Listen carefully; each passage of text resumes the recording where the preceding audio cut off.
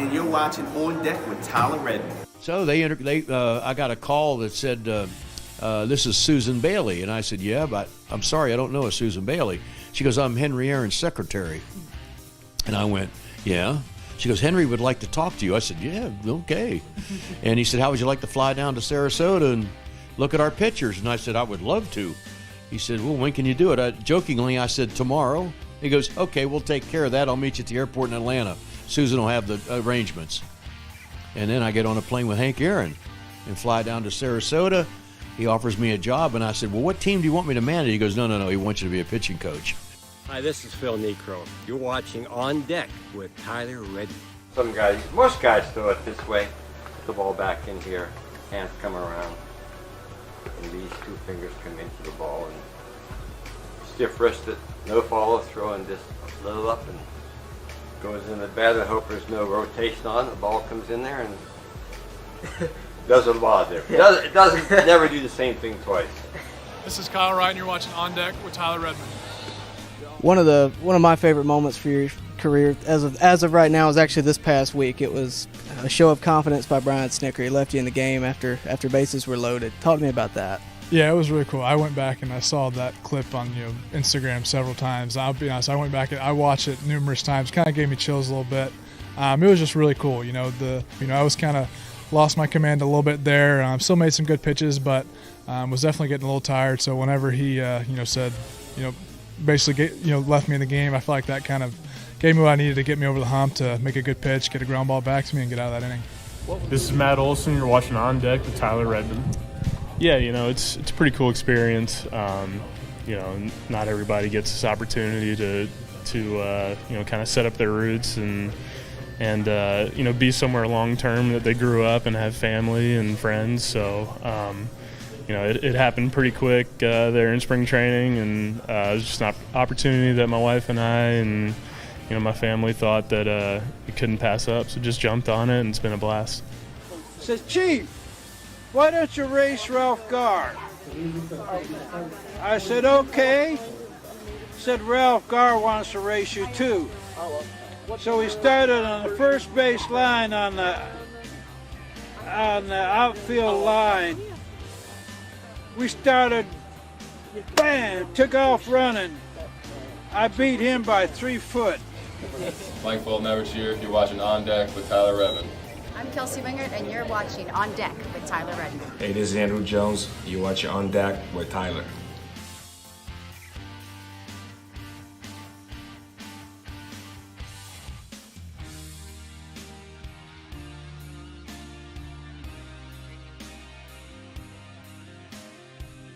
Hello, baseball fans. You're watching On Deck with Tyler Redmond.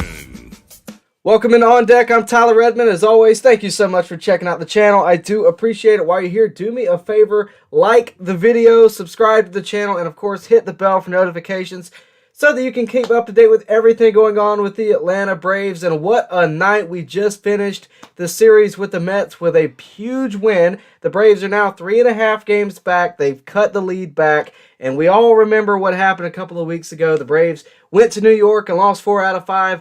I believe this series was the first step in the Braves coming back from that, because I think this series offset that. We're now back to the starting point of 3.5 games back, and I think that we're in good shape to take the lead. If we are going to do that, I think we're in much better shape now. So, first thing, obviously, Max Fried, pitched well tonight, coming back from concussion protocol. Thought that was great. The Braves were able to score runs against Jacob DeGrom. The Braves were able to score late. There's a lot of good things about the Braves offense tonight. There's always going to be tough games, a fairly low-scoring game, 3-2. But the fact that the Braves, offense was able to do what it was able to do, you got to give them credit for that. I thought this was a great game. The last couple of innings were dramatic. It felt like the postseason, and that's exactly what the next series we have with the Mets is going to feel like. So if you can make it, you need to be in the ballpark for those. That starts, I believe, on August 30th into October. It's going to be October baseball. It's going to feel like October baseball. So that you need to look forward to that. It's coming up, only about a month or so. So I said August 30th, September 30th it's going to kick off then. But yeah, I thought tonight was great. I mean, it kicked off with the third inning, Swanson doubling, scoring Grossman. Austin Riley knocked in Swanson. Then, of course, Canna, of course, hit the homer. That's going to happen here and there. But the fact that, Michael Harris and Vaughn Grissom were able to put something together in the late innings, put this away. Kenley Jansen had a good outing. I like the bullpen decisions tonight. I know we had a lot of criticism over those yesterday. Not really going to get into that, but I thought what they did tonight was great. A.J. Minter came in. He brought in Rysell to take care of the righty. He was able to do that. And then, of course, you move into the ninth. You bring in Kenley, and he handles business. Great outing by the Braves. Again, you have to just... This is a big step forward, for sure. Not only in the standings, but, of course, just in the team appeal. And how fitting it is that the two young guys, the 21 club, as Ben Ingram called it tonight, we're able to, light the spark once again. And I think it says something about what they're going to be able to do in toppling the Mets later on in the season. So that's just my takeaways from today. There's a lot more that can be said. We're going to get into your comments here in just a minute. But yeah, if you'll do me a favor before we do that, like the video, subscribe to the channel, all that stuff. We do this anytime there's a big game like tonight. We try to get on here afterward. I had the smell was in the air that this was going to be a big game, and I'm glad that the Braves were able to do what they did, because if they didn't win tonight, you don't gain any ground, you don't lose any ground, because you won the first two. But tonight was a big deal. Yesterday was a big deal. The Braves were unable to win yesterday. We'll talk about that another time, but again, just a big win for the Atlanta Braves tonight. They, of course, will go on to face the Astros this weekend. I will be there on Sunday. That is, of course, the 19th through the 21st. I will be there on the 21st. If you're there, say hello. But that's going to be a big series, and a lot of people are pointing to that and say, well, the momentum's going to stop when the Braves go face the Astros, because that's going to be a tough series. And I understand what you're saying. The Astros, of course, won a big offensive game the other day. I think you got to realize also that the Mets are going in to face Philadelphia, who are also pretty hot right now, and they have a doubleheader this weekend. So just something to keep an eye on. Not saying it's going to have an effect on either team, but just, again, something to keep an eye on. I think, the Braves have put themselves in the best position possible as of right now. I think this was a big deal. Again, the next time that the Braves will face the Mets will be in September into October. Right there, you see it on September 30th. That's going to be, of course, into October. It's a 3-game series. So the Braves are 3.5 games back. They have 3 games left with the Mets. If they won all 3, they'd be half a game back. And of course, you would hope that they would win a game or so back amidst the other games, which I think they can. This is a winnable division. This is still a very winnable division, and I think the Braves have proved it. I think they've shifted the momentum, and I think a lot of good things are going to happen. So I appreciate you guys tuning in late tonight. We're going to get to your comments. We got a super chat right now that we're going to talk to. But again, if you want your question answered, I'm going to have a pretty active chat tonight. I just feel it. So super chats are going to be the best route to do that. But we're going to try to answer as many as we can. I can't stay up all night, to tell you the truth. I have work in the morning like many of you do. But yeah, we got a lot to talk about. So let's hear from J.W. Taylor. He wants to know thoughts on Dansby for extension talks and Mike Soroka being called up to AAA. Now, I didn't see it. If Mike Soroka was called up to AAA, I am unaware. I have actually been out all night and watching the Braves elsewhere. But I would like to know if that's official. I haven't seen anything. I told you the other day, I actually told you last night, that I thought Mike Soroka would completely skip Double-A. I just don't see a point going to Double-A. I think you know he can throw. You want to see him against the best competition, whether that's for 2 innings, 4 innings, 6 innings. You want to see him against the best competition. I again don't think that the Braves are going to want to keep him out of state. I think they're going to want to keep a close eye on him, and to do that, you can keep him in Rome or you can keep him in AAA, one or the other. But that's how I see it right now. In terms of Dansby, because you asked about Dansby, we talked about both of these subjects pretty extensively last night. I have a video on Soroka if you want to go watch it. It's on the channel that you can check that out. It's basically a clipping of last night that you can see just readily available for you on the channel. That goes a little bit more in depth. That's kind of why I'm rushing right here. But in terms of Dansby, I haven't done a video on this. You have a right to be uneasy, especially after the Freddie Freeman talks in the offseason went the way they did. But Dansby, there's no reason to think that the Braves haven't made an offer there. Maybe it wasn't up to Dansby standards. Maybe they get something done in the offseason. Who really knows? The fact that the Braves have Vaughn Grissom does provide a bit of leverage. I don't think it's enough to just say Vaughn's going to be our next shortstop. I don't think that's what the Braves want to do. I don't think the Braves are going to get a better deal than Dansby Swanson in the free agency market that's going to have a better player than Swanson. I think he's going to be the most affordable, best player you can get, the best mixture that you can get. And he's a leader on the team. You're going to want to lock him up if you can. But at the same time, if Dansby wants to test free agency, he's well within his right to do so. We're going to have to see that unfold as it does. I wish I could give you an insider's take on it. I can't, unfortunately. But we're going to be here and following it along with you. And I'll give you my thoughts as they transpire. But again, that's going to be something more so focused on the offseason. I think if he was going to be signed during the season, it would have been done by the trade deadline. That's what you saw from Austin Riley. Michael Harris is a different situation. I mentioned that the other day. Being as young as he is, this is the first time he's probably been offered that level of money. So I'm sure he jumped at it. I'm sure the Braves jumped at it too. Dansby's a bit different. He's so close to free agency that he probably wants to test it. We're going to have to see how it unfolds. But thanks for the super chat, JW. Thank you for that. Again, if you want me to read your question, guys, I'm going to be honest with you. The best route to do that is through super chats tonight. I can already tell we're having a very active chat. And why wouldn't we? We're having a very active game tonight. It's a big game. It means a lot. The last few innings were like watching, the postseason. And I don't think I'm over exaggerating there. That's how much these games against the Mets mean. And, I think it's important. I think any game we play against the Mets are important. I think any game we play for the remaining, the remaining part of the season are all going to be important. And tonight was no different. The fact that we were able to beat the Mets, to beat Jacob DeGrom as well. He was the losing pitcher tonight, by the way. I don't know how many of you guys really realize that, but he is the losing pitcher tonight. Max Fried is the winning pitcher.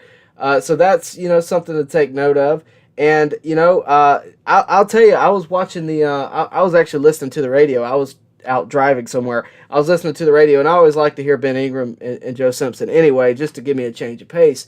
And Joe Simpson brought up a good point tonight. He said, the fact that the Mets are using DeGrom like they did. I mean, he almost threw 100 pitches, maybe even topped that number, but he finally exited the game, and that's when the Braves were able to, do what they've done so many times before and attack the bullpen against the Mets and ultimately win the game. But the fact that they were able to do this in a game where Jacob DeGrom pitched was great. The fact that they were able to score 2 runs off of him, I can't believe that. I can't believe that. The Mets are using him like they are. And Joe Simpson mentioned that. I think they're overusing him a bit. But you know what? That's their choice. It's his choice. We can't control it. But just a great win to pull out of the hat today, and a great win to get over Jacob DeGrom. All right, William has a super chat. All right, you got an answer for me. I appreciate it. I asked if Soroka had officially moved to Gwinnett. I've been out all night, guys. To be honest with you, I've been watching my little brother play football because it was the first game of the year. So I've been keeping up with it on my phone best I can, but I didn't see the Soroka news, so I appreciate that. He says, reports tonight that Soroka will start Sunday in Gwinnett, and contract talks with Dansby have started today. Now that's reports. I'll believe you on the Soroka. Obviously, there's no drama there necessarily. The contract talks with Dansby have started today. I think they likely started before today. I think they might be getting more serious now. They're going to want to lock him up. I think they likely started. I mean, you can make the argument that they started today because it's after they locked up Michael Harris. Maybe that was a goal prior to getting Dansby back. But I would think it's the opposite. I would think that they would want to lock up Dansby because it's, you're pressed for time on Dansby. But maybe they wanted to see how much they were going to pay Michael and kind of, also Austin Riley for that matter. I think they wanted to look at that and look at the finances and try to figure out where they felt comfortable. But, it is what it is. I hope he stays. That's what I can say. And I know a lot of people get frustrated when I say that because they're like, well, obviously Dansby's going to stay. He's from Atlanta. Here's the thing. I thought the same thing with Freddie Freeman, and that went south So I'm just not comfortable just assuming and telling you guys to be comfortable assuming that Dansby stays. I hope Dansby stays. I think he genuinely wants to stay. By looking at the interviews, that's what I see. But guys, it's also late August and a deal hasn't been made. You know, the suspicion starts to grow, and I'm not saying that he won't be back. I'm not saying that at all. But the suspicion, you know, almost has a right to grow in some fans' mind. Like, are we going to get Dansby back after we didn't get Freddie back? Are we going to be willing to do that? I personally think the Braves are going to do it. But at the same time, if Dansby wants to test free agency, you know, he can do that. And, you know, we'll never know. So I think that's where we're at right now. I appreciate the question, JW, for the super chat, and also William for telling me that Soroka will start Sunday in Gwinnett. I think that's big news, honestly. You know, I think that's bigger news than what you're going to hear elsewhere tonight. Other than beating the Mets, that's the biggest news I've heard. Because if this guy can come up and give you just competitive innings for 6 innings, I'm going to be honest with you, that's more than what Odorizzi gave us against the Mets. You know, and I'm not saying those are our only options because it's far from it. You have Kyle Muller in the minors. You have Bryce Elder in the minors. There's other guys that you can go to. But I think we all know that Soroka's the guy that, you know, if he's healthy, if he's anywhere near what he used to be, I think he's the guy that we would all lean to just because of the experience and, you know, what we've seen from him before. Again, you have other options, but that would be phenomenal. And it would be a great return for Soroka. Now, do I think it's going to happen? You know, I'm no doctor. I don't know what the Braves know. I wish I did, but it would be great. I'll tell you this. When I watched him the other day, he was great. But, I mean, we're watching him against Single A. I think you got to take it a step at a time. You got to watch him against Gwinnett, see how that goes, and then maybe give him a chance in the majors. Maybe you give him some bullpen appearances. We've mentioned that all through the year. Maybe you give Soroka bullpen appearances, you know, and evolve him into a starter. Maybe that's why they got Odorizzi to sort of bridge the gap. You know, there's a lot of different ways you can go with it, but I think it's important that we realize that just the fact that Soroka is on the mound again is great. And again, we have a video on the channel right now that basically me last night talking about Soroka, telling you what I thought, what I saw on Tuesday night in Rome. I was there. That's where the footage came from. I thought it was important to be there. I wanted to see it. 8 strikeouts, 1 hit, no walks, 45 pitches total, 35 were strikes. So, you know, it was a good appearance, but it's one appearance. We got to see multiple before I feel comfortable telling you that he's going to get called up. But, you know, there's a lot of different ways this season can unfold. There's a lot of different ways that the postseason can unfold. If Mike Soroka is in the plans, he's started out with a lot of firepower. We'll see how it continues. So thanks again for William, and thanks again for JW for the super chats. Again, guys, if you want me to answer a question, it's a very active chat tonight, and rightfully so.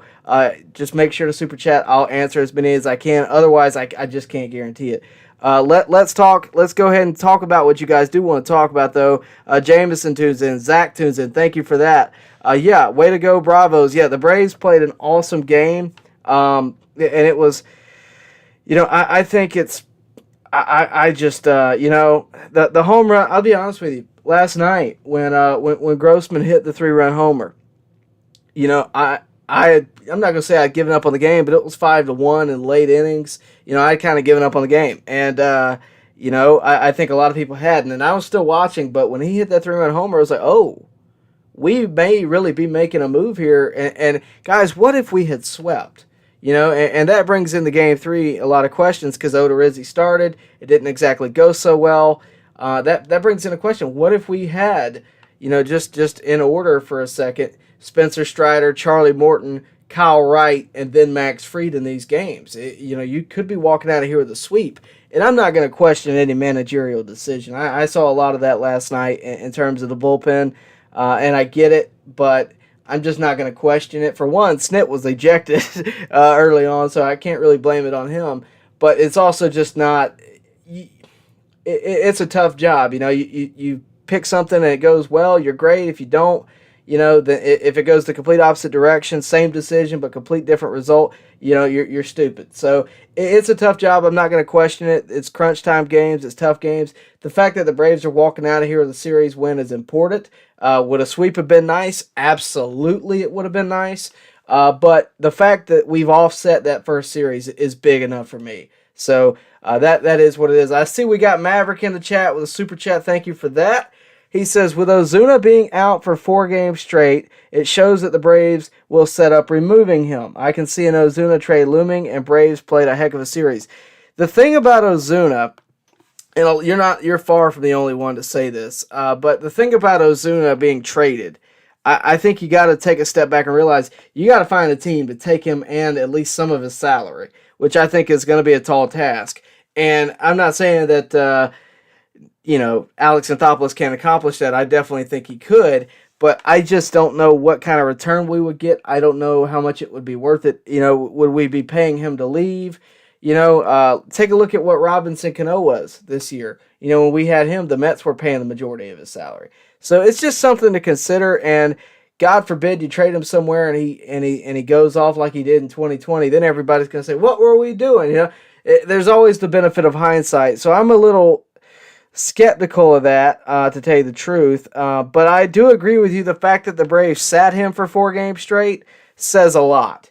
I'm not going to say they've completely lost faith, but I think it tells you the importance of these games. I mean, think about this. Acuna gets hurt, semi-hurt in the Marlins games, and he's sore. He's out for the last game of that series. The Braves put it back in the field, and basically, I'm not going to say they said you need to go play, but the insinuation is, hey, these are big-time games. We need you, right? Travis d'Arnaud came back, and he caught, I think, every game except yesterday in the series. I think they all realize that this is the most important series of the year, especially if you lose all these games or lose the majority of these games. You're out of the division hunt. You're at that point you're playing in a wild card for sure. So I think they're all aware of that, and I don't know if it's necessarily something that they had to have a meeting about, but I think they're all aware of it. And Max Fried comes back from concussion protocol. I called that the other day. I said I just cannot see this series going by without Max Fried pitching.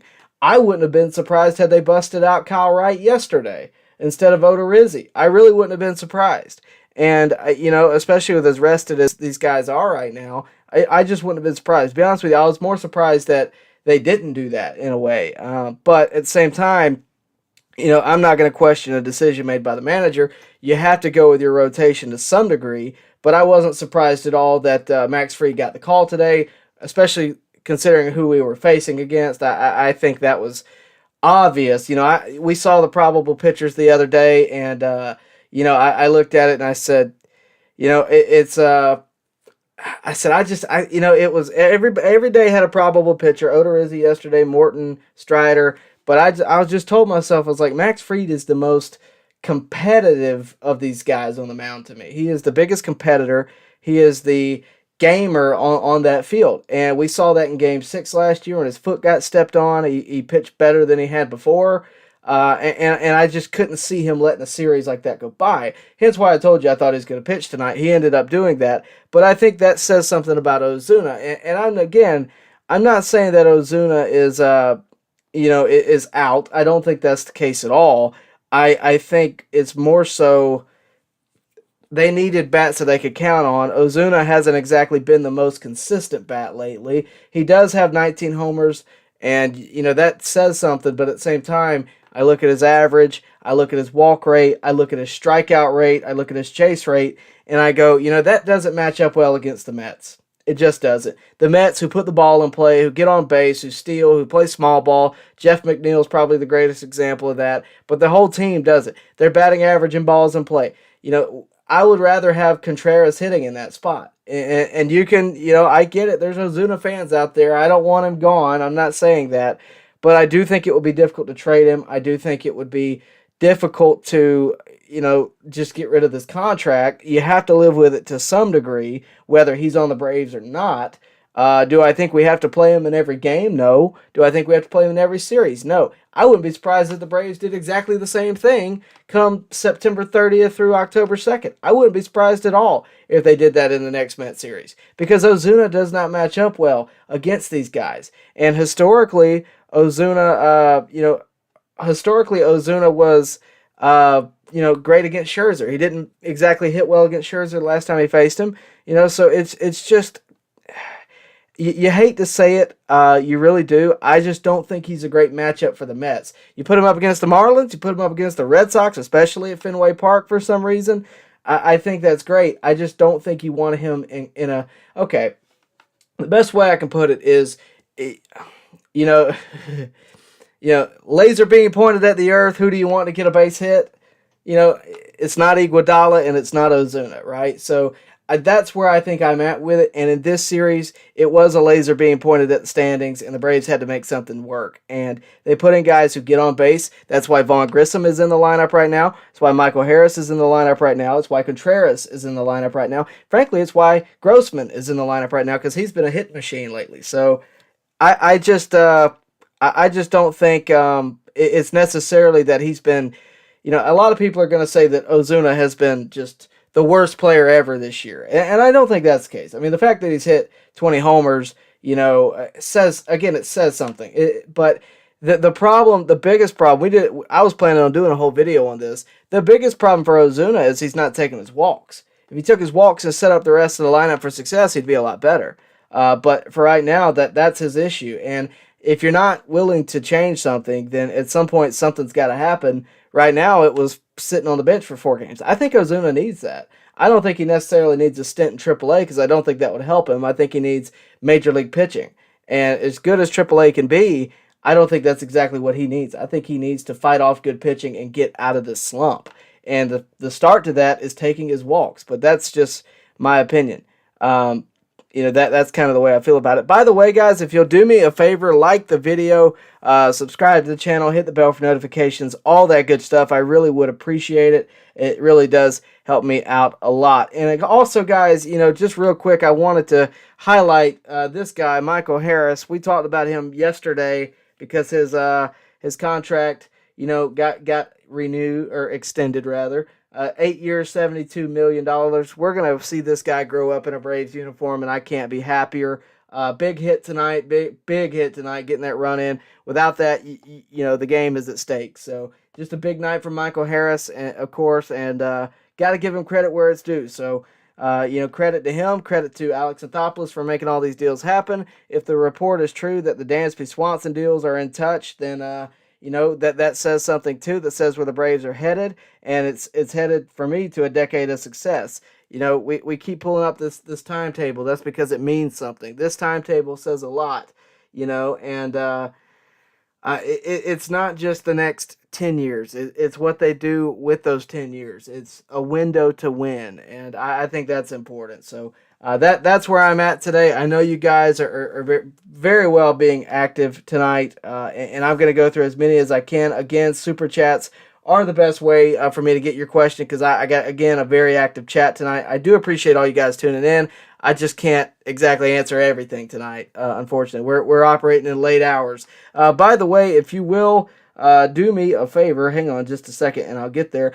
Follow me on social media. Those are my Twitter and Instagram tags. You can do that. I post pretty regularly. The other night when we were in Rome, we were basically posting updates on Mike Soroka inning by inning. I try to keep you updated with what we're planning on doing, when I'm going live, that kind of thing. I also share the videos, all that stuff on there. So, I really appreciate it, guys. And I know I got some new viewers in tonight, and I appreciate it, guys. If you will do me a favor, like the video, subscribe to the channel, hit the bell for notifications so that you can stay updated. Of course, follow me on social media as well. It really does help the channel grow. And if you can share this with your friends that are Braves fans, even better. But again, thank you guys for tuning in. I think what I'm going to do is I'm just going to start fresh. We're going to start out with Gregory Broomfield, and we're going to go down. So if you got a comment that I'm not addressing, you can super chat it or you can comment it now. And I'm just going to start from here and start fresh.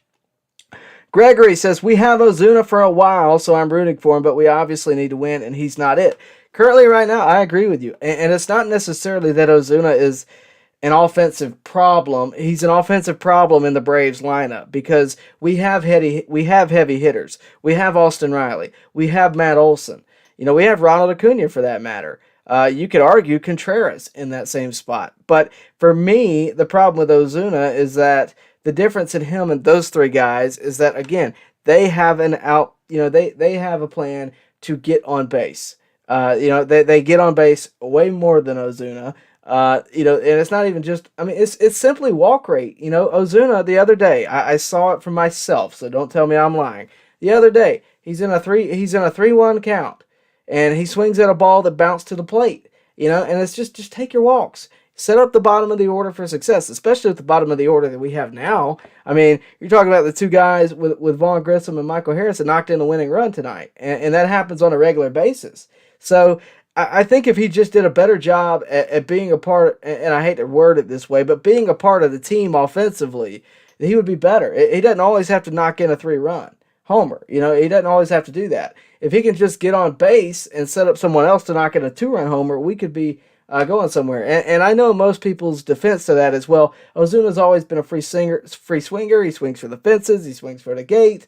Yeah, he does. He always has been, but he's always had a better eye. So that's kind of my thought. So I agree with you there, Gregory. I really do. Thanks for tuning in.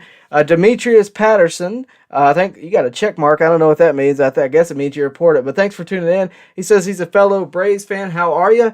Demetrius, I'm doing pretty good right now. I don't know about you, but after that series with the Mets, I'm doing pretty well. I'm sure Frank the Tank is flipping out right now. I've been talking about Frank the Tank all year long, but he's become a social media sensation here lately for Braves fans just because of who we're playing. Of course, that's the Mets, but been a lot of fun tonight. Thanks for tuning in, Demetrius. Hope you'll subscribe. Robert Cullen says Grissom looks like a young A-Rod. Really? Because a lot of people have compared him to a lot of different players. They've compared him to, Chipper from the right side. I've heard that. I've heard Dave Justice in the face. Defensively, I don't think he looks like a young A-Rod. I think that's, a tough sell. Honestly, it's a tough sell for anybody to look like a young A-Rod.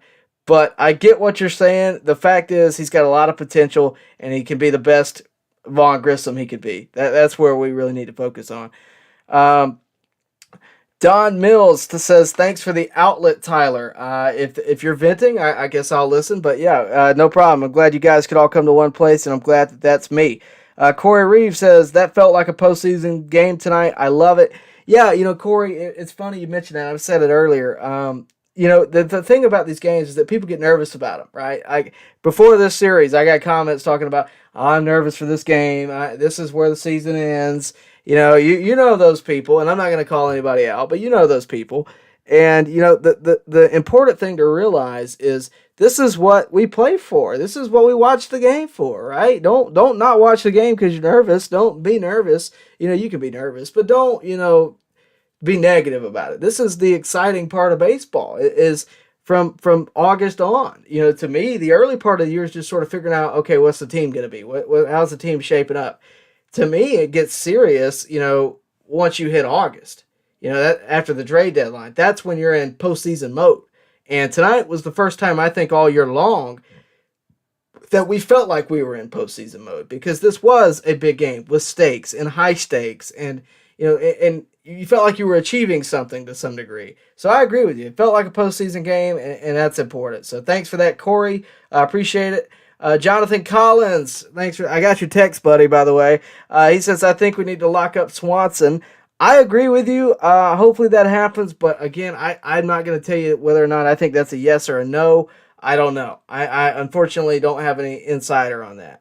I wish I did. Again, thank you all for tuning in. Do me a favor. I got a lot of you guys watching. It would help me out a lot if most of you hit the like button. It really does help me out. It gets the stream out there, gets it to a broader audience, which means we can have a better conversation. So please like the video. Again, if you're new, subscribe to the channel. Hit the bell for notifications. And again, if you want your question answered immediately, I'll do it, but you got to super chat. That's the best way to get hold of me. It's the only way I can really narrow it down. Especially like tonight when we're having a very active chat. So again, thanks, Jonathan, for that. Chris Kaysen says, Grissom reminds me of David Justice appearance-wise. I just got done saying that, yeah. He definitely has a Dave Justice look to him in his face. DP says, watched all 4 offensive batters you just mentioned strike out. Sure, there's going to be nights they strike out, for sure. But again, you see Ozuna on a regular basis, especially in the clutch situation. There's no doubt that Ozuna has struggled this year. And the only way you can really figure that out, and I hate to compare it to like 2020, but we haven't seen a stretch where Ozuna has been like his 2020 self. I'm not necessarily comparing Marcell Ozuna to, Matt Olson, Austin Riley, Dansby Swanson. What I'm saying is, if you get on base, there's always the chance of scoring runs. You raise the chances of scoring runs. Again, I'm not comparing him to those players. I'm not saying that those players are necessarily better than Marcell Ozuna. They're playing better than Marcell Ozuna this year, but I'm comparing him to what we saw in 2020. And there's one key difference. It's the walks. Marcell Ozuna was ranked number 4 in all of 2020 for walks, okay, behind Juan Soto, Freddie Freeman, and Bryce Harper. Guys, those are all former. Juan Soto hasn't won an MVP, but those are 2 former MVPs, and Juan Soto won the batting title in 2020. Those are all 3 very good players, obviously. And walks, again, your on base is going to go up, your batting average is going to go up. It's just a natural thing. He's not taking his walks. He's also chasing more. He's not hitting the off speed well, at least the off speed out of the zone. And to be honest with you, I think if he didn't chase quite so much, he'd get more competitive pitches. The home run he hit in Boston, the 3-run homer. Guess where that pitch was? Belt level in the inside half. It's in the zone. If he swung at more pitches in the zone, I think he'd have a lot more success. And it's not just strikeouts. It's fly balls, pop-ups, ground outs. It's all of it. And until he stops chasing, then there's no reason to expect any difference. And that's why I think the Braves had him. And look, again, it's a high strikeout game right now in all of Major League Baseball. Dansby Swanson is high in strikeouts to some degree. Marcell Ozuna is not leading the team in strikeouts. I'm aware of that. He may even still be behind Adam Duvall, but he's also behind Dansby, Olsen, and even MVP candidate Austin Riley. That being said, it's not necessarily just strikeouts. When you swing outside of the zone, that you increase the chance for strikeouts. But again, you don't have solid contact most of the time. If you hit a ball that's at your at your neck, it's probably going straight up. If you hit a ball that's bouncing, you're probably going to ground out, right? It's common sense at that point. And that's what Ozuna does. That I think is his biggest issue. You can disagree with me, but when guys are on base, a lot of times he's aiming for the home run. He's only aiming for the one out of the park. I need him to get consistent base hits, and we just haven't seen that out of him this year. We got a super chat, so I got to skip ahead. It is from Johnny T. Thanks. He had a business meeting. I saw that in the comment section. He says he made it back. Keep up the good work. Thank you. I like that the Mets are pushing us like the Phillies did last year. I think it'll make us better for the postseason. Oh, without a doubt. If the Braves were just killing the Mets up to the trade deadline, who knows what we would have done. We probably wouldn't have done anything. I think the team has definitely improved. I think the team that the Mets saw in the last series isn't the same team they're facing right now. I think it's 2 very different teams. I think it's a team who, frankly, is backed into a corner in the Braves, and I think the Mets know that they're coming and probably to some degree feel that. They definitely feel it. Why do you think DeGrom pitched 7 innings tonight? You don't think they're a little nervous after last year? I bet they are. I definitely think they're pushing us. I think that's a good thing. But at the same time, I still need the Braves to win the division. So let's hope for that. But thanks for that, Johnny T. Glad you made it back into the stream. You didn't miss too much, I don't think. But thank you for that. Again, guys, that's the best way to get me to answer your questions is Super Chats. I'll skip everybody else if you throw money at me. I have no reason not to. But thanks for that. Thanks for liking the video, guys. It really does help me out. And, of course, if you are new, if you're not subscribed already, please go ahead and subscribe. It really does help me out. So thanks again for that, Johnny T. Thanks for that, JW. And, of course, William Fogum. Thank you all for Super Chatting. I really do appreciate it. And Maverick as well. Thanks for that. Corey Carter says AA is very aware of the optics when it comes to losing Freeman and possibly Swanson in back-to-back seasons.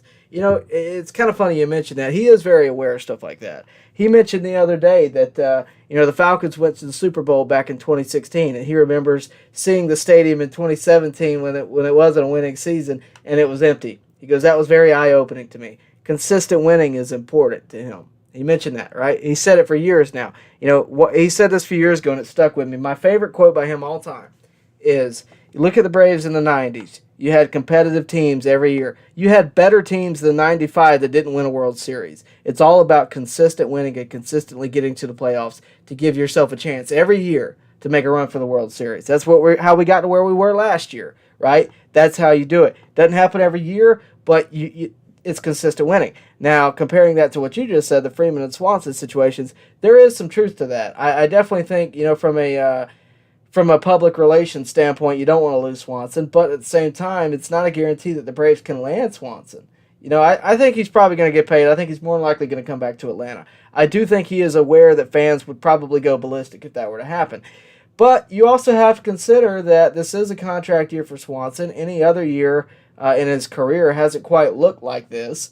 And again, I'm not saying he couldn't do this in back-to-back seasons or for years going on. I'm not saying that that's the most important thing. But when you look at the numbers, this year is different. And you can pin that on the fact this is a contract year. We've seen that before. So I'm not saying that's the case. Again, I would probably lean to the fact that Swanson is likely coming back. I am just not comfortable telling you for sure that it's going to happen because, again, after the Freeman ordeal, I'm not comfortable telling you anybody's coming back necessarily for, just it's a given. Because I thought Freeman was a given. And, of course, we were wrong there. So I definitely do think Swanson's coming back, but, again, not a guarantee.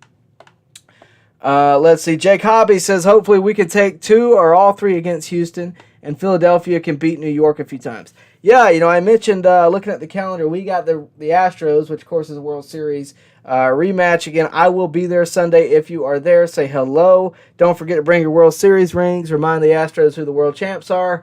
All that good stuff. I saw Mark Owens post that the other day. I may bust mine out. Who knows? But again, we face the Astros, but the Phillies go to face New York, and they got a doubleheader. So hopefully the Phillies, they're hot right now. Hopefully they can beat them. Hopefully we can take 2 out of 3 against Houston, like you said. But there's a long road after that. It's not just necessarily Houston. It's the whole month of August. We got to win against Pittsburgh. We can't lose those games. You at least got to take the series from them and the Cardinals, and I would even say the Rockies as you head into September. Those are the easy games. Pittsburgh, St. Louis, Rockies, Miami, the A's. That's your easiest stretch because after that you got to go face, Seattle, who's having an okay year. The Giants, who are having an okay year. The Phillies, who are hot right now. The Nationals, obviously easy, but then you got to go back to Philadelphia. So it's a long road ahead. But there's games that we got to win. There's games that we should win. There's games that if we can win would be a great help to taking the division. But there's a lot of time left for the Braves to cut a 3.5 game deficit into a 0 game deficit and maybe even take the lead in the division. But we will see. Skylar Baker tunes in, says it's harder to work the count than it is to hit a homer every time. I get that. I don't really know how to respond to that. I agree with you. I think to some degree what's frustrating is knowing that there are guys in the Braves offense that can put up numbers, that can hit the home run, that can knock in base hits, that hit in the order after, Marcell Ozuna. And it's not just the top 4. And I feel like Ozuna has not necessarily done this in a selfish manner, but I think he's, just put too much pressure on himself. And it doesn't need to be that way. In a 3-1 count, with let's just, for example, with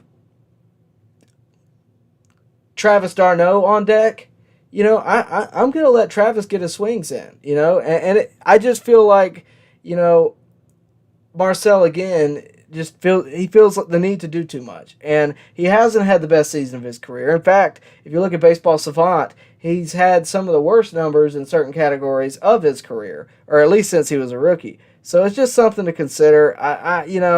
The Marcell Ozuna, I'm not a guy that normally calls for trades. I'm not a guy that says this guy's got to get out of here. He's terrible. That's just not really who I am, and I'm not going to do it now. But there is a serious issue with Marcell Ozuna. And again, I think if there wasn't, he would play in these games. That's just me. But, Contreras, who's been DHing this series, I don't know exactly what his stats are, but I do know he hit a ball 110 off the bat in game 1 early on. Not when it was 11-1, when it was, 3-2 or whatever. I was there, and Contreras is hitting the ball off screws. And if I have the option of William Contreras or Marcell Ozuna at this very moment in time, without a doubt, I am going William Contreras. I don't see how you can argue that. Because, again, Contreras takes his walks, he gets on base, and it's not always a home run derby for him. And, again, I don't want to knock Ozuna. I actually like him as a player. I just wish he would adopt some more small ball tactics. And I'm not even saying, I'm not saying bunt. I'm saying get a base hit the ball the other way, and we've lost that. What made Marcell Ozuna so good in years prior was the fact that he did hit the ball the other way. He was a strike hitter. He wasn't really a home run hitter. But what pays the big bucks, you already know. So that's kind of where I'm at with it. Chris Kaysen says the Phillies are also trying to keep up with us and also trying to stay near the top in the wild card. Phillies will 100% turn up on the Mets as much as they can at least. Hopefully we turn up on the Astros. That's the important thing to remember. It's not just that the Phillies got to do good, we got to do good. Rick Prada, here we go, wanting to get rid of somebody. He says, hi, we need to get rid of Odorizzi. Other than that, we did great. Go Bravos. When I saw, and I never like to be negative prior to a series, but when I saw the fact that he was facing Scherzer, I didn't have high expectations. I think Odorizzi can be successful in a spot start if you're facing Pittsburgh like we are next week. But in a spot like that, I just don't understand it. And I'm not one to question a managerial decision, like I said, but I just didn't understand it. I still don't really understand it. And I'm sure if I asked Brian Snitker right now, hey, why'd you pitch Odorizzi, he'd have a perfectly clear answer for me. But as an outsider, and I'm sure you feel the same way, as an outsider, I look at that and I go, why? Right? Why? We rested our starters. We rested these guys. Bryce Elder, Kyle Muller, Ian Anderson all pitched, against the Marlins. We should have a very well-rested starting rotation. And why not throw, if you're going to throw Max Fried today, why not throw Kyle Wright yesterday? And I just don't get it. Maybe they're trying to save him to get a game up on the Astros. I don't know. I just didn't really understand it. That's just me, but I kind of agree with you. I think Odorizzi can be successful in the right situations. Against Max Scherzer in a postseason style environment is not the place. That's just my opinion on it. I agree with you. William Carr adds on to that, as so does Chris Kaysen. He says, Odorizzi cannot start again. You should question pitching to an MVP Alonso instead of the guy on deck that weighs 400 pounds. I believe you're talking about Vogelbach. Yeah, look, I'm not going to say he can't start again because, again, I look at this month of August, I see plenty of games Odorizzi could pitch in. I see the 3 games in Pittsburgh, I see the 3 games in St. Louis, and I see 2 games, against Colorado. Moving into September, you have a series with the Marlins and the A's. There are games that Odorizzi can eat innings in and make them either competitive or maybe even keep them to a very minimum amount of runs. That being said, once you get past about, September 8th, I start picking up the pace a bit depending on the standings, and I start putting Strider, Morton, Max Fried, Kyle Wright. I go with my guys. And Odorizzi right now is not one of the guys. And a lot of people are talking about, the potential of Soroka. I don't know that that's necessarily going to be the case. We can sit here and theorize. I don't know that that's where the Braves are at. But I do know that we have options. Again, we have the options. And it's not just Soroka. It's not just the guy. It's not just Odorizzi. It's everybody. I mean, you look at the Braves right now. And, when I look at it, I see a lot of guys that I think could be successful. One of those being Mike Soroka later in the year, potentially. One of those being Kyle Muller, who was the best pitcher in the minor leagues for the Braves this year. One of those being Bryce Elder, who's been, fairly decent, for the Braves in spot starts. There are plenty of options, plenty of young arms before throwing Odorizzi out there in a competitive matchup again.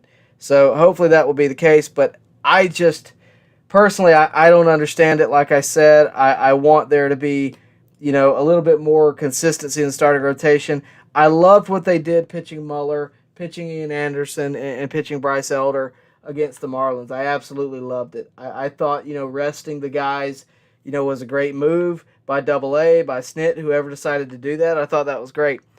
I didn't like Odorizzi last night. And it's, again, not necessarily knocking Odorizzi, but he's got to match up against Max Scherzer. I mean, that's a tall task for anybody, much less a guy with a guy north of 3.75 on the ZRA. And again, I don't want to knock the guy, but again, just so many different options. I didn't understand that. That's just me personally. Let me see. We got a lot of comments tonight. Again, guys, best way to get me talking to you is through Super Chat. I'm going to read off as many as I can. Richard Davis says he does not see Strider being put in the pen in the playoffs unless he is tired or something is wrong. Why would you put him in the pen unless you're worried about experience? Experience is definitely a factor. But right now, for me, like all year long, we've looked at Strider and we've wondered what exactly is going to be the case with him come playoff season, or postseason rather. For me, I don't think the Braves are trying to rest his arm. I just don't see it. He pitched game 1 of this series. He didn't need to pitch in Miami. He didn't need to pitch against the Red Sox. I look at it and I say they're going to want to put him where he not only can be successful, but where he can bring the most to the Braves, and that was against the Mets this week. So that's kind of what I see there. In terms of the playoffs, you don't need 5 starting pitchers in the playoffs. If you got 7 games, you really just need 3, and you can go from there. You know that those guys are going to have the workload, but I mean that's typically what happens. And then you can put Strider in the pen just to, I mean, think about what a weapon that would be.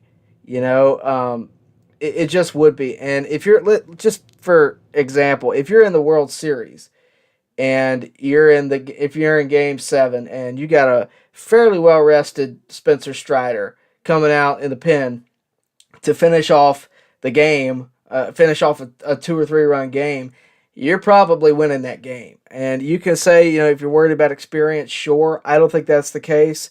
I think they want to set him up for success. But again, you know, we'll have to see once the postseason rolls around. Hopefully the Braves make a run in the postseason so we can find out. Corey Reeves says it doesn't help that doesn't help probably that with leaked we tried to get rid of him at the deadline. He's pressing. Talking about Ozuna, I heard about the leak. Again, any kind of leak you can't really confirm. I think they definitely put him in the waiver wire. If nothing else, I think Ozuna was probably spoken about. But I don't think it's necessarily going to, like, that would be surprising to Ozuna based on his numbers. I just don't think so. Tyler Hedden, got a nice first name like that, says, we will be 5 years into Strider's career and people will still be calling him to be put in the pen.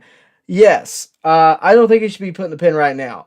The reason most people want to put him in the pen is because he is a typical bullpen arm. I mean, a guy that can throw 102 with off-speed action, normally only throws 2 pitches.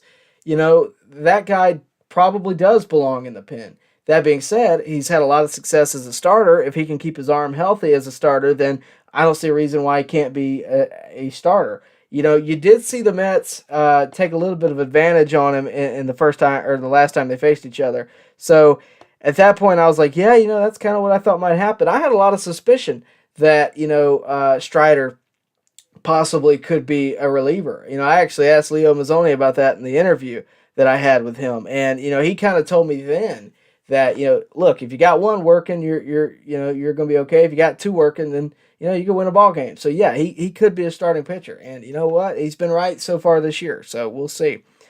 Joe Mixon says, does Grissom play some left field when Ozzy comes back? We talked about that last night pretty extensively. You know, I think it could happen, especially with Rosario not exactly having the best year. That being said, he may get sent down. I mean, but past that point, I mean, why not let him? You know, if he can do that cleanly, then I don't really see a problem with it. But again, that's pending the fact that he's got to do that cleanly, and I don't know that Vaughn will be able to do that in such a short notice. That being said, he's young. He can play, you know, he plays third base. He plays shortstop. Now he plays second base. I think you can kind of put him anywhere because he's versatile because he's coming straight out of the minors. That being said, outfield and infield are 2 very different things. So we will see. Mike Jones says, Tyler, I got a kid at work. I got a coworker's kid that calls me Uncle Tyler, so that's kind of funny.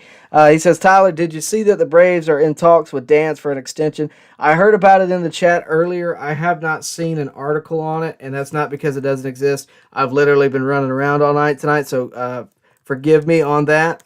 Didn't even know that Mike Soroka is it will be pitching in Gwinnett Sunday. So here we go. Braves get an early jump on Dansby Swanson contract talks. This is by John Heyman in the New York Post. Maybe I can read it to you. Maybe I can't. Let's see. They might make me buy a subscription. So let's see. All right. The Braves have open extension talks with Dansby Swanson, and if they can lock up the Georgia product, that would leave 3 likely top free agent shortstops: Trey Turner, Xander Bogaerts, and Carlos Correa, who will likely opt out of their contracts. Swanson is repped by Excel and Casey Close, who didn't work out a deal for superstar Freddie Freeman with the Braves. Much to Freeman's dismay, to this point, there has been less whispered negativity about these talks in reference to Dansby. Swanson might have to take a hometown discount to stay. GM Alex Anthopoulos is one of the best negotiators, as he's proved this week again by locking up Michael Harris. Unconfirmed, but a repeat of the Bogaerts deal, $120 million for 6 years, is an early guess. See, and that's something I could kind of see. You're definitely going to have to pay him, a good amount. But 120 for 6 years would be on average, quick math, $20 million a year. That I could see. That would almost match what Austin is getting, but he's not going to get the 10-year Austin Riley contract deal. It's just not going to happen.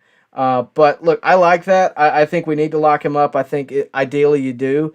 But, I think that the idea of getting Dansby Swanson back is exciting. I think based on what we've seen this year is encouraging to what we could see later in his contract. So I'm all for getting Dansby back. That's according to the New York Post. We don't know if it's necessarily confirmed, but that's according to John Heyman, who I would probably agree with. But yeah, I think, we'll see. William Carr says, Double A says we don't have enough on-base guys. Goes to the Ozuna point. Grossman is a guy that takes his walks, and his lefty bat is needed. Yeah, I mean, Rosario's been taking walks lately, which we like to see. But walks are kind of overlooked, I think, very highly in the game of baseball. And they're very important. They're not necessarily going to, they're not necessarily going to win you ball games, but they do win you ball games. They're not exactly what you practice for, but they help you significantly. They help your stats. They help, they help the potential to win. They are very important. And again, when you compare Marcell Ozuna to who he was in 2020 and what he was in 2020, there's a very steep difference, and it stems from the walks. Again, I mentioned that he was in the top 4 in walks in 2020. He's number 187 last time I checked, and I guarantee it hasn't moved much up or down. So I just that's a key component. If he can start walking more, or just have a better eye, I think he'll have more competitive pitches. Because if you get the reputation that you're taking your walks, look at like Nimmo tonight, right? We had a full count on Nimmo in late innings. That puts pressure on us, So it's just something to consider. I really think that's where it stems from. And, walks are a key component to getting on base. We don't have enough on base guys. That's, a knock on Ozuna. I hate to say it. But Grossman has been able to do that. And look at Grossman, 3-run homer last night. So it's just something to keep in mind.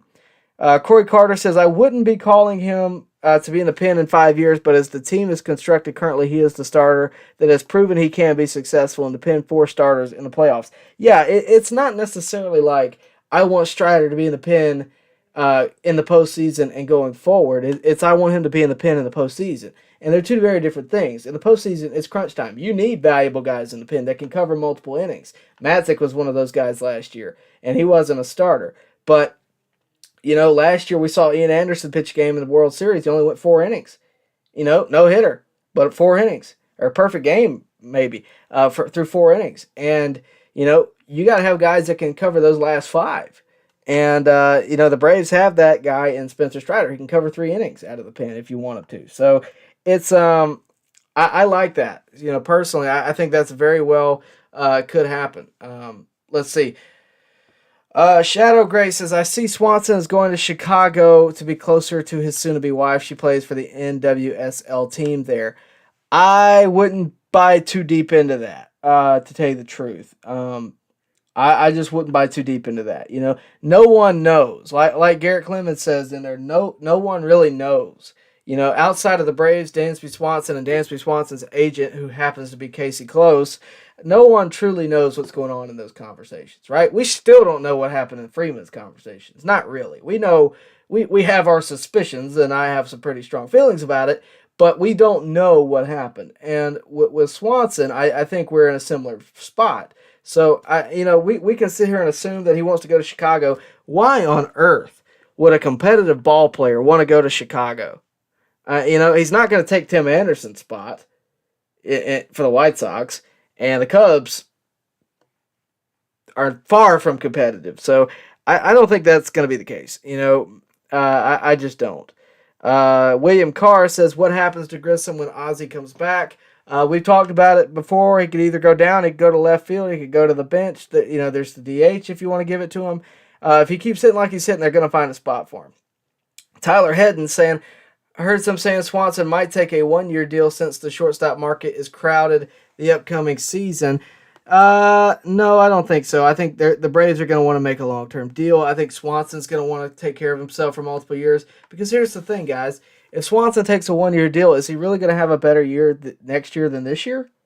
I'm being honest with you. I just don't think so. Swanson's had a great year this year.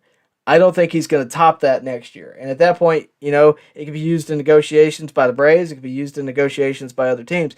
I really think he wants to be in Atlanta. The fact that the fact that this is even getting somewhat leaked, that the Braves are having these conversations, probably tells you that it's likely he gets locked up. The $120 million for 6 years, being an early guess is fair. That's, again, $20 million a year.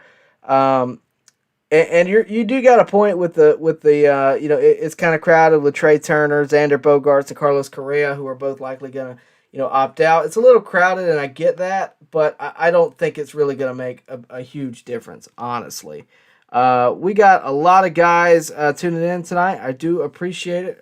Sincerely, I do. You guys are so active tonight. We're going to answer as many as we can. No promises, okay? Let's see. Lost my place here.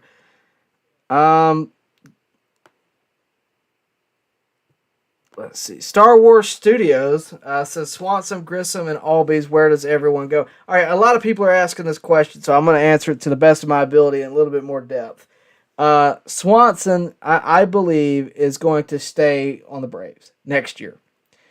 Grissom is up in the air a bit because he's so young and because he does have some trade value if you want.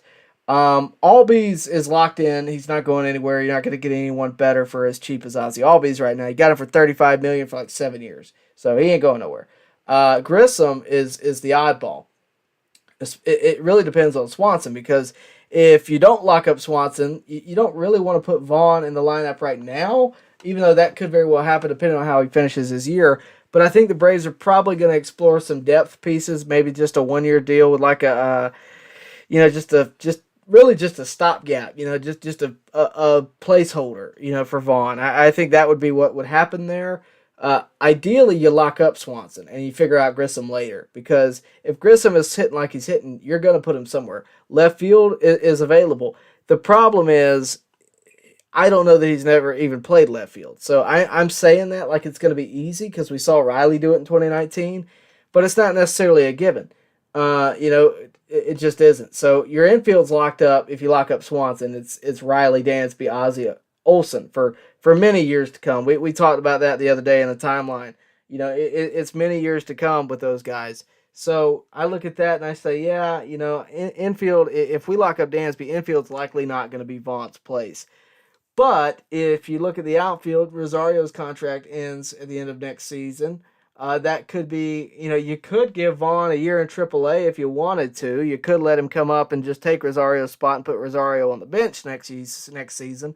There's a lot of different ideas and options you can do.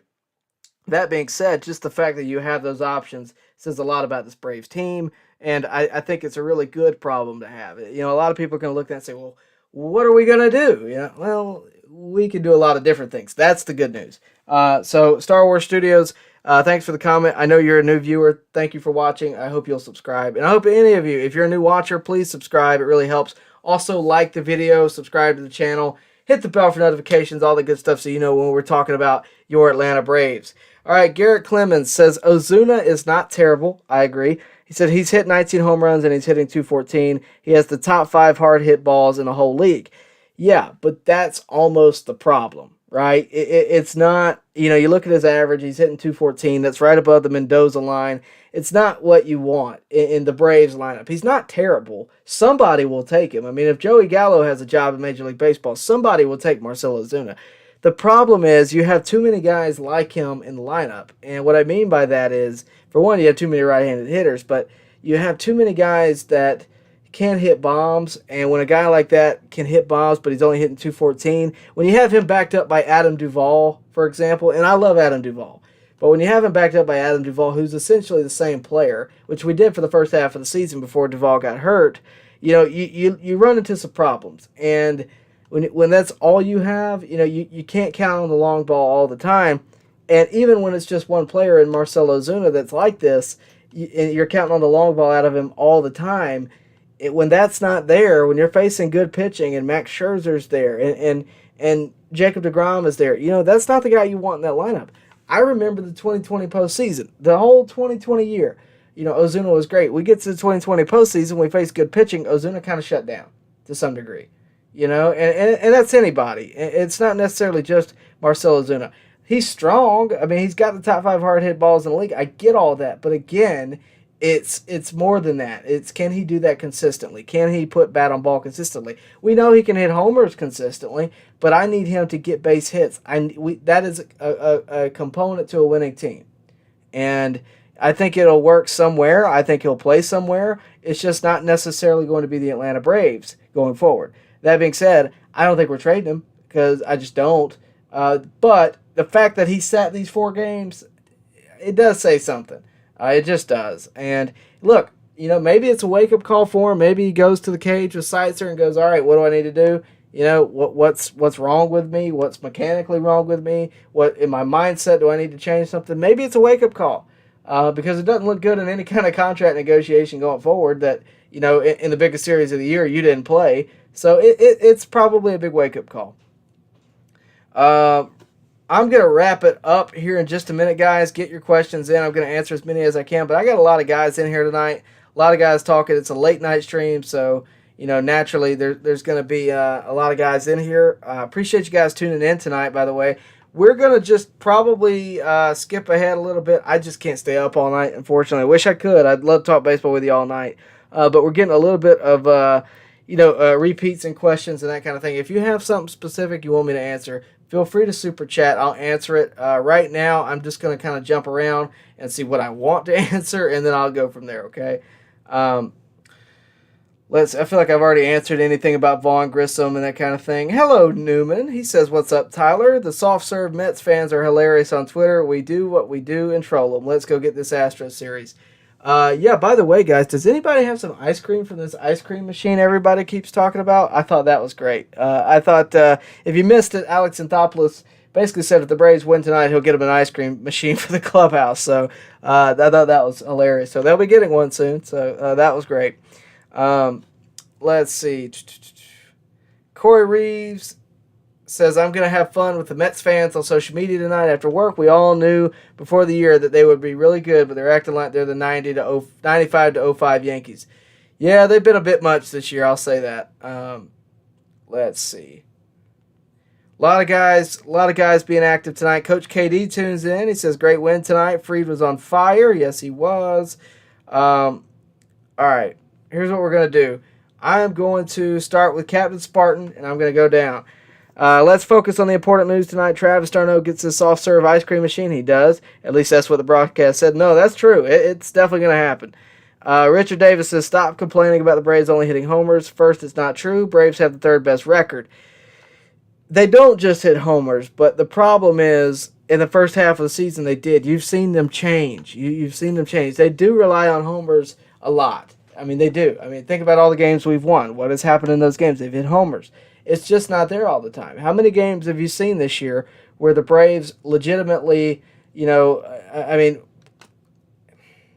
times have you seen this year where the Braves won games where they didn't necessarily rely on a homer? And I'm not saying that would be the case, but also how many at-bats do you see where they're swinging for the fences? And I'm not saying that's necessarily a bad thing. It wins ball games this day and age.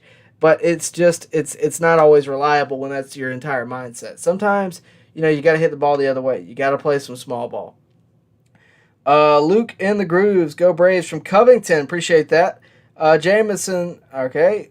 Jackson says, Kinley and Travis were pumped about the ice cream machine. Yeah, they were. They were pumped about that and winning the ball game, of course. Kevin Hagler says, I hope they can stay in midseason form with that ice cream machine. Yeah, somebody better keep an eye on Vogelback, make sure he's not trying to get in the Braves clubhouse. I'll just leave it at that. Danilo says the Braves are the best team in the NL East, right? Meow. I don't know how to respond to that, but I would agree with you. Corey Carter says the 3.5 lead says the Mets are the best team. I'll be shocked if we can catch the Mets. I agree with you to some degree. I think we can. Whether or not we do is a different story for sure. But, it is a bit encouraging to win this series. It's a long road ahead. The Mets have an easy September, but so do we, I think.